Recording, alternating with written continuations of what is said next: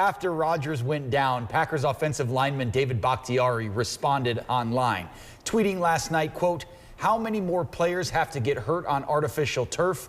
You care more about soccer players than us. You plan to remove all artificial turf for the World Cup coming up, so clearly it's feasible," end quote. But we went directly to medical experts today, and they told us turf is not less safe than grass. We also spoke with a high school athletic director who just had turf installed at his field. CBS 58's Adam Reif is live in the studio to break down what we know about this. Adam. Natalie Jessup, that physical therapist, told us there's no evidence Rodgers' injury would not have happened on a grass field. Advancements in turf technology have made the artificial fields comparable to grass, add an easier maintenance and consistent playing surface, and it's clear why so many high schools, colleges, and pro teams have them.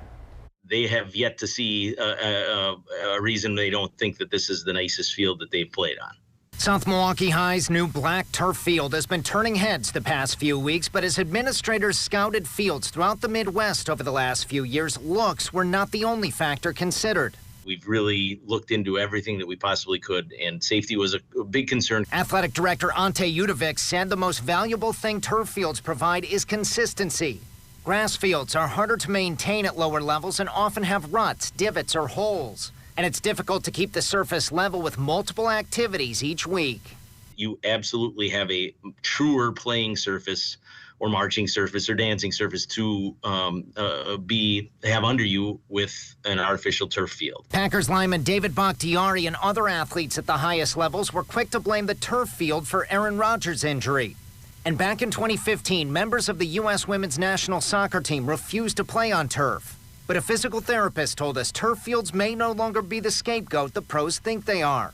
I don't think we can say with certainty that the grass would have prevented it. Dan Enns told us turf fields have gotten much better in recent years and are now very similar to real grass. I think with how he was being sacked, I don't necessarily think that there would have been a difference from grass versus turf in this specific injury.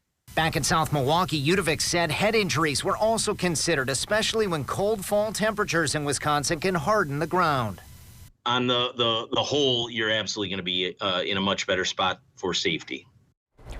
Now, there were two other season-ending Achilles injuries this past weekend. Ravens running back J.K. Dobbins and Cardinals running back Marlon Mack each tore Achilles tendons. Like Rodgers, both are out for the year, but unlike Rodgers, both played their games on natural grass fields.